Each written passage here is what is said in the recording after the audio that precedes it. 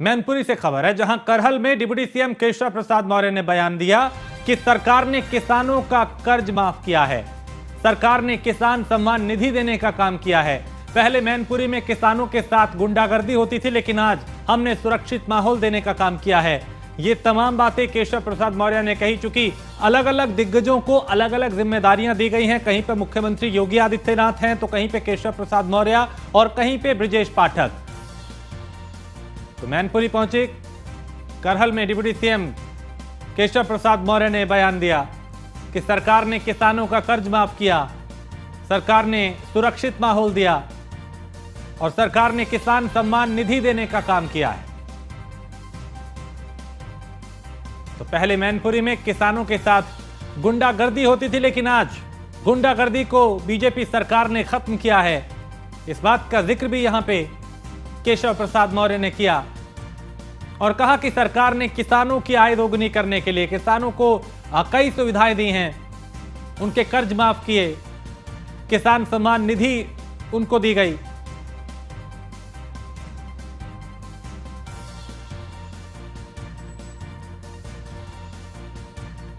और खबर नोएडा से है, जहां पुलिस आयुक्त लक्ष्मी सिंह ने पदभार ग्रहण किया है और सेक्टर 108 स्थित कार्यालय में उन्होंने पदभार संभाला। यूपी की पहली महिला पुलिस कमिश्नर है लक्ष्मी सिंह और यहां पे उन्होंने कहा कि अपराध को खत्म करना प्राथमिकता होगी।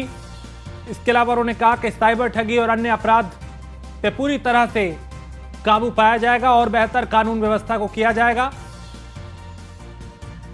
क्योंकि न्यूज़ वन इंडिया ने उनसे बात भी की थी और उसमें कई बातों का उन्होंने जिक्र किया था। तो अब नोएडा की जिम्मेदारी लक्ष्मी सिंह के कंधों पे कानून व्यवस्था की। तो यूपी की पहली महिला पुलिस कमिश्नर हैं लक्ष्मी सिंह और पुलिस कमिश्नर लक्ष्मी सिंह ने अपनी जिम्मेदारी को संभाला, प्राथमिकताएं और चुनौतियां भी गिनवाई। तो यूपी की पहली महिला पुलिस कमिश्नर हैं लक्ष्मी सिंह, तेज तर्रार अफसर हैं और अपने काम को लेकर उनकी एक अलग पहचान है।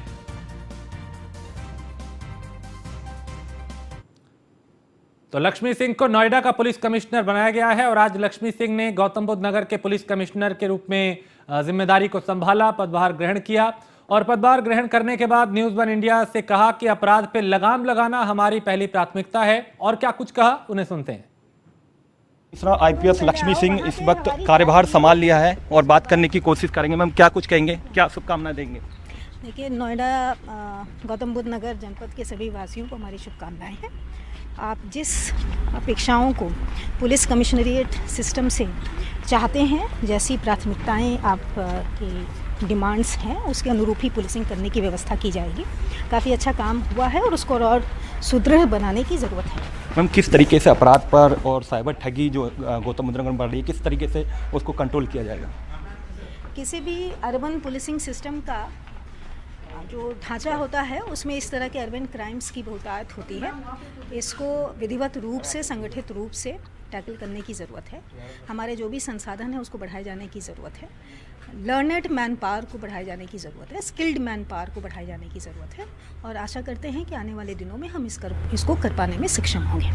ये थी आईपीएस लक्ष्मी सिंह, जिनका साफ कहना है पुलिस आयुक्त नवीयुक्त इनको तैनात किया गया है। बाकायदा इनको कार्यभार इन्होंने संभाल लिया है और कहीं ना कहीं जिस तरीके से बात की जाए शासन की, प्रशासन की और उत्तर प्रदेश के सीएम की, और कहीं ना कहीं अब उनकी जो जिस तरीके से कमिश्नरेट बनाया है, उनका उस कमिश्नरेट को किस तरीके से कंट्रोल करती हैं। हालांकि जो पुलिस आयुक्त हैं कहीं ना कहीं प्रदेश के अंदर पहली महिला है, यहाँ पर कार्यभार उनको दिया गया है और कहीं ना कहीं अपराध पर अंकुश लगाने की बात कर रही हैं। कहीं ना कहीं जिस तरीके से कहा गया है कि शासन ने जिस तरह से जीरो टॉलरेंस की बात कही है, उसको पूरी तरीके से कंट्रोल किया जाएगा। नरेंद्र के साथ मैं Sharma, news one India, Noida. और खबर मथुरा से है, जहां श्री कृष्ण जन्म स्थान शाही ईदगाह मामले में सुनवाई हुई और सिविल जज सीनियर डिवीजन की अदालत में सुनवाई हुई। सुनवाई के दौरान मुस्लिम पक्ष ने दावे की कॉपी मांगी और मुस्लिम पक्ष ने मामले में कोर्ट से समय मांगा है। मामले की अगली सुनवाई 12 जनवरी को होगी। तो याचिका में हिंदू महासभा के राष्ट्रीय कोषाध्यक्ष दिनेश शर्मा ने दावा किया कि मस्जिद का निर्माण कटरा केशव देव मंदिर की जमीन पर किया गया। तो मामले की अगली सुनवाई 12 जनवरी को होगी तो याचिका में दिनेश शर्मा ने इस बात का दावा किया था कि मस्जिद का निर्माण कटरा केशव देव मंदिर की जमीन पर किया गया है। गगन पंडित मथुरा से हमारे संवाददाता। गगन, क्या कुछ हुआ आज की सुनवाई में? ये देखिए, बता दूं कि श्री कृष्ण जन्मस्थान और ईदगाह मस्जिद का विवाद जो है अपने क्रम है, उसी के साथ में श्री कृष्ण जन्मस्थान और ईदगाह मस्जिद से सटी है एक मीना मस्जिद को हटाने के लिए जो है राष्ट्रीय हिंदू महासभा के राष्ट्रीय कोषाध्यक्ष ने एक दावा दाखिल किया था मथुरा सिविल जज सीनियर डिवीजन की अदालत में। उसमें दावा किया गया था कि वो जो मस्जिद है वो कथा कथित है, उसको हटाया जाए। उसी के चलते जो उसमें एक एप्लीकेशन में कहा गया था कि उसका कोर्ट में सर्वे कराकर उसकी जो रिपोर्ट है वो न्यायालय में प्रस्तुत की जाए। इसी के चलते सुनवाई हुई थी। सुनवाई में जो मुस्लिम पक्ष है उसने दावे की कॉपी मांगी है और कुछ न्यायालय कुछ समय मांगा है। इसकी अगली सुनवाई जो है 12 जनवरी को होना तय हुआ है। जी, बहुत शुक्रिया गगन जानकारी के लिए। तो श्री कृष्ण जन्मस्थान शाही ईदगाह मामले में आज सुनवाई हुई और सिविल जज डिवीजन सीनियर डिवीजन की अदालत में इसको सुना गया इस मामले को। और सुनवाई के दौरान मुस्लिम पक्ष ने दावे की जो कॉपी है वो मांगी और मुस्लिम पक्ष तो 12 जनवरी को अब अगली सुनवाई होगी। अगली तारीख 12 जनवरी तय की गई है और याचिकाकर्ता ने यह दावा किया कि मंदिर की जमीन पे मस्जिद बनाई गई है। मस्जिद का निर्माण कटरा केशव देव मंदिर की जमीन पर किया गया, ऐसा याचिकाकर्ता ने दावा किया है। और प्रदेश के मुखिया योगी आदित्यनाथ एनडीएमए के सम्मेलन में पहुंचे। इस दौरान उन्होंने कार्यक्रम को संबोधित करते हुए कहा कि आपदा मित्रों को बेहतर ट्रेनिंग दी जा रही है। बाढ़ के दौरान प्रदेश में बेहतर प्रबंधन देखने को मिला। जिला स्तर पे आपदा मित्रों की तैनाती भी हुई है। उन्होंने कहा कि सरकार बेहतर काम कर रही है।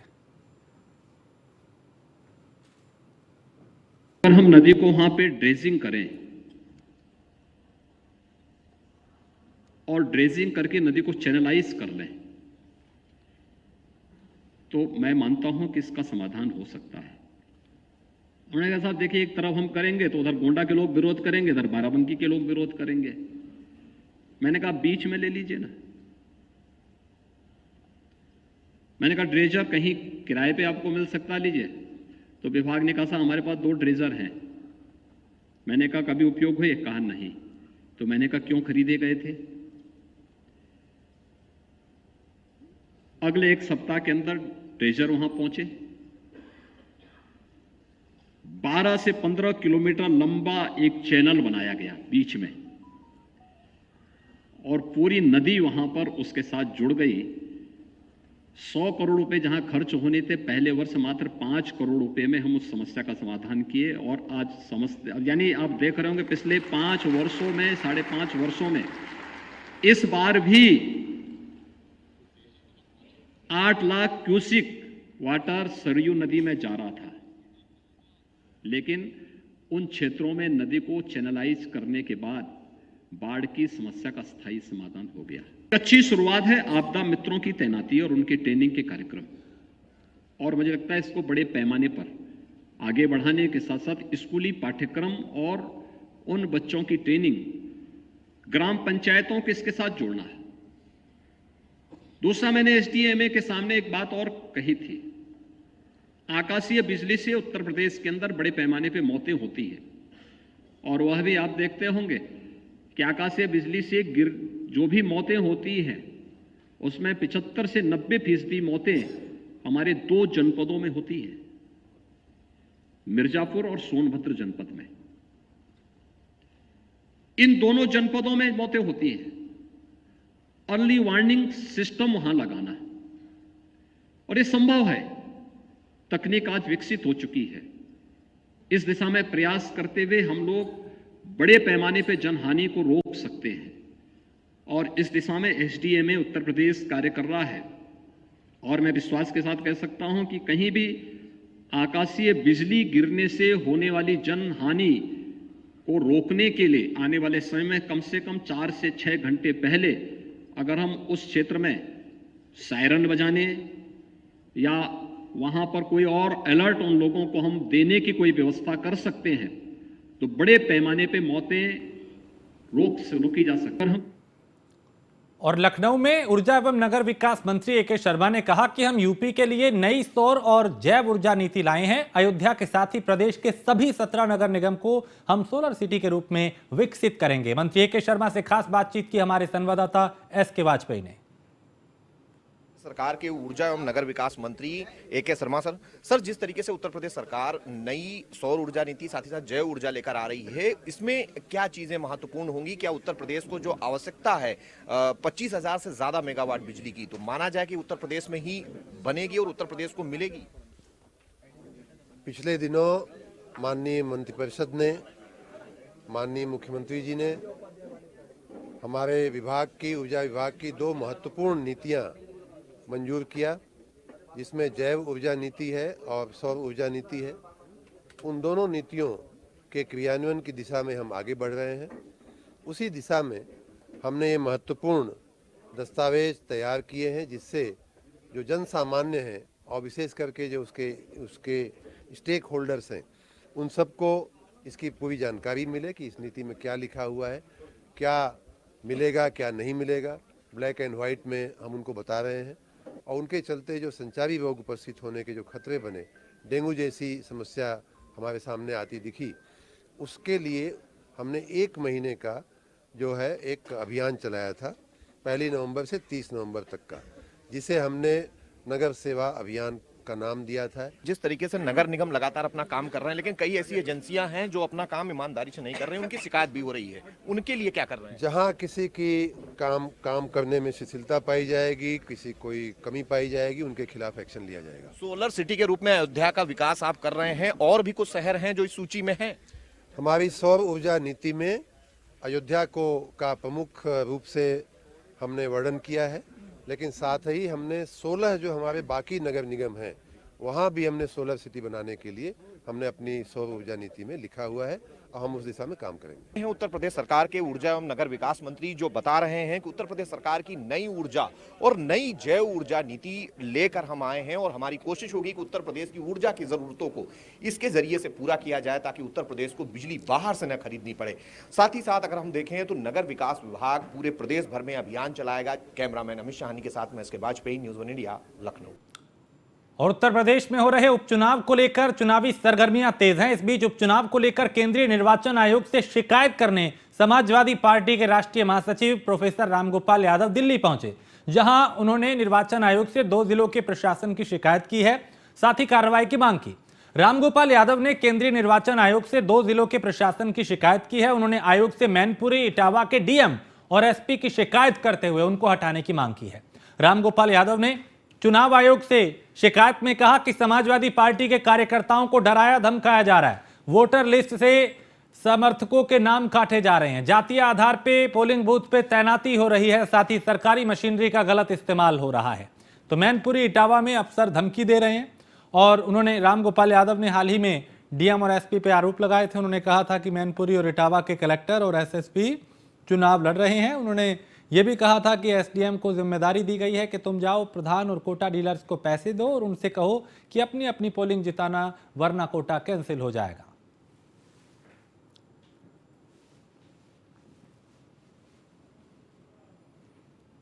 तो उपचुनाव को लेकर सरगर्मियां तेज हैं। समाजवादी पार्टी के नेता रामगोपाल यादव ने यहां पे बड़े आरोप बीजेपी पर लगाए हैं, प्रशासन पर लगाए हैं। उन्होंने कहा कि दबाव में काम कर रहा है प्रशासन। 2 जिलों के जिलाधिकारियों पर गंभीर आरोप लगाए और चुनाव आयोग में शिकायत की गई है। कोटेदारों और प्रधानों को धमकी देने का भी आरोप लगाया है। उन्होंने कहा कि उन पर दबाव बनाया जा रहा है। तो समाजवादी पार्टी के महासचिव रामगोपाल यादव जो दिल्ली पहुंचे और चुनाव आयोग में 2 जिलों के जिला प्रशासन पे गंभीर आरोप लगाए, चुनाव को प्रभावित करने का उन्होंने कहा। जो कार्यकर्ता हैं, जो समर्थक हैं समाजवादी पार्टी के, उन्हें धमकाए डराने का भी आरोप लगाया। तो मैनपुरी के अधिकारियों पर भी गंभीर आरोप रामगोपाल यादव ने लगाए हैं।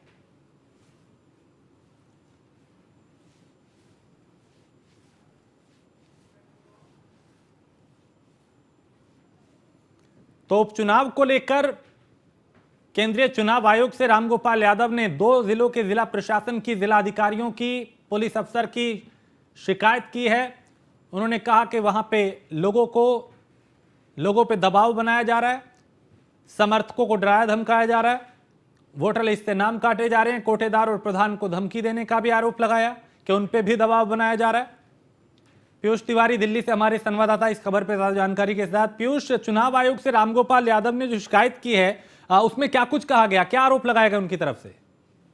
बात करें तो आज समाजवादी पार्टी के महासचिव हैं रामगोपाल यादव, वो दिल्ली दौरे पे थे और आज चूंकि मैनपुरी में उपचुनाव होने वाले हैं और इसी को लेकर आज चुनाव आयोग से एक शिकायत उन्होंने की है और मैनपुरी और इटावा के डीएम और एसपी को हटाने की मांग कहीं ना कहीं चुनाव आयोग से की गई है और साफ तौर पर यह आरोप लगा है कि मैनपुरी के जो अधिकारी हैं वो कहीं ना कहीं धमकी दे रहे हैं और कोटेदारों और प्रधानों को धमकी देने का आरोप लगाया गया है रामगोपाल यादव की तरफ से। तो निश्चित तौर पे जिस तरीके से मैनपुरी में उपचुनाव होने वाले हैं उसको देखते हुए कहीं ना कहीं एक बड़ा जो आरोप है वो रामगोपाल यादव द्वारा लगाया गया है और इसकी शिकायत सीधे तौर पर चुनाव आयोग से की गई है। अब चुनाव आयोग इस पूरे मामले में संज्ञान लेगा और जांच कराएगा।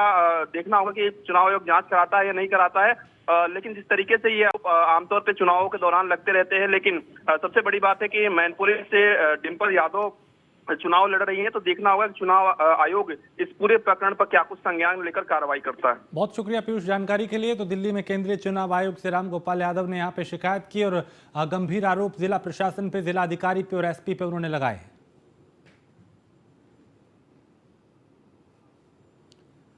और खबर कासगंज से है, जहां यातायात माह का समापन हुआ है और एसपी, इसके अलावा जो कई आला अधिकारी हैं वो यहां पे पहुंचे थे और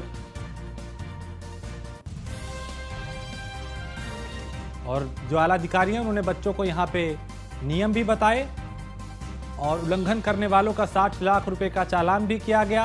अलग अलग स्थानों पे यातायात जागरूकता कार्यक्रम चलाए गए। जेपी पब्लिक एकेडमी में कार्यक्रम का समापन हुआ। तो कासगंज से खबर, जहां यातायात माह का समापन हुआ है और लोगों को जागरूक किया गया बड़े पैमाने पे। एसपी ने बच्चों को यातायात के नियम बताए, लोगों को जागरूक किया। उन्हें कहा कि हमेशा नियमों का पालन करें, लापरवाही ना करें, जल्दबाजी ना करें, नियमों की अनदेखी ना करें। इसके चलते सड़क हादसे होते हैं, लोगों की जान जाती है, लोग दुर्घटना में घायल होते हैं। तो जेपी पब्लिक एकेडमी में ये कार्यक्रम हुआ और यहाँ पे आला अधिकारी भी पहुंचे और लोगों को यातायात के प्रति जागरूक भी किया गया।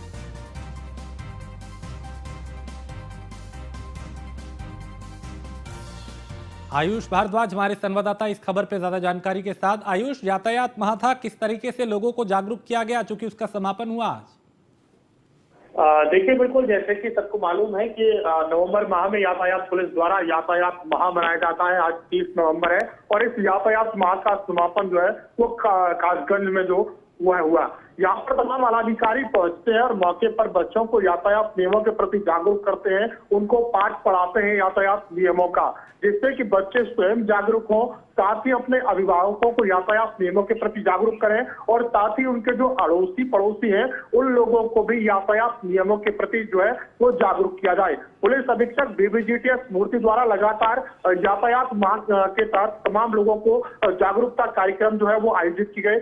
साथ ही ये भी बताया गया कि कासगंज में यातायात माह के दौरान यातायात नियमों का उल्लंघन करने वाले लोगों पर तकरीबन 60 लाख रुपए का जुर्माना जो है उनसे वसूला गया है। एक अच्छी पहल यहाँ पर पुलिस अधीक्षक की ये देखने को मिली कि जो लोग यातायात नियमों का उल्लंघन कर रहे थे उनको चालान के साथ साथ इस तरह की नसीहत जो है वो दी गई कि आगे वो जो यातायात नियम है उनका उल्लंघन ना कर सके।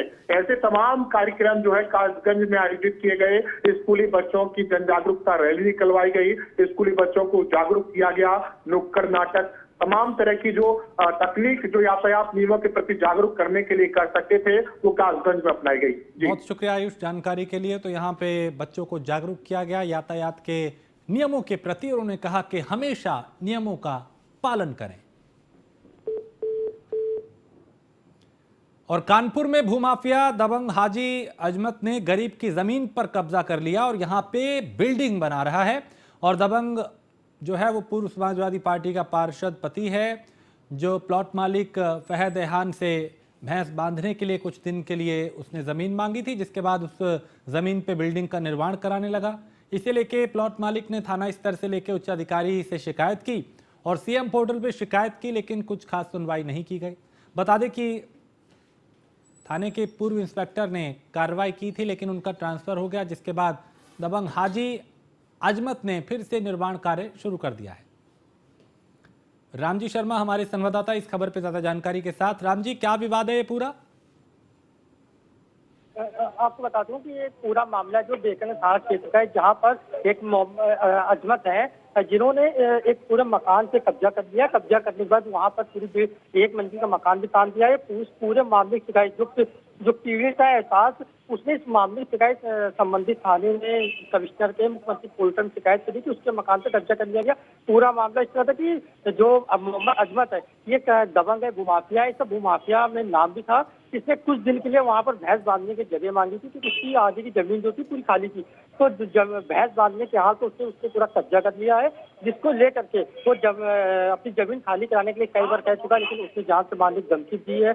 और कई बार उसके घर को जो कमरा है उस कमरे को भी तोड़ दिया गया, लेकिन स्थानीय पुलिस से उसको कोई मदद नहीं मिल रही है, न मुख्यमंत्री से मदद मिली। तो आज उसने कमिश्नर से मिलकर पूरे मामले की शिकायत की। तो कमिश्नर ने पूरे मामले की जांच कर जो आरोपी है अजमत, उस पर कार्रवाई की बात कही है, क्योंकि अजमत से पहले भी कई मुकदमे दर्ज हो चुके हैं फर्जी वाले के, और जेल 6 महीने जेल भी रह चुका है। और मैं आपको बता दूं कि अजमत की जो पत्नी थी 2009 में समाजवादी पार्टी से पार्षद भी रह चुकी है, लेकिन उनकी दबंगई को लेकर उनको पार्टी से निकाल दिया गया था। लेकिन एक बार फिर मामला प्रकाश में आया अजमत के खिलाफ, और कमिश्नर के आदेश पर फिलहाल कार्रवाई की बात की जा रही है। और जो एसीपी अनवरगंज है उनको पूरे मामले की जांच दे दी गई है। बहुत शुक्रिया राम जी जानकारी के लिए। तो अब पुलिस अधिकारी जो हैं इस पूरे मामले को गंभीरता से ले रहे हैं और कार्रवाई की बात की जा रही है।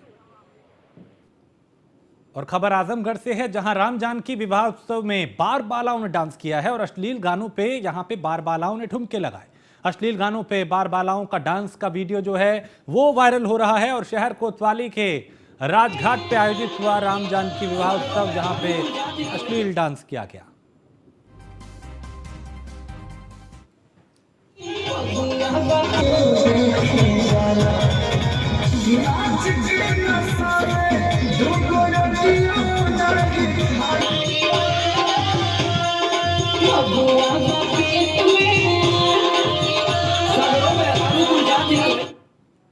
और इसी के साथ इस बुलेटिन में फिलहाल इतना ही। देश प्रदेश की बाकी खबरों के लिए आप देखते रहिए न्यूज़ 1 इंडिया।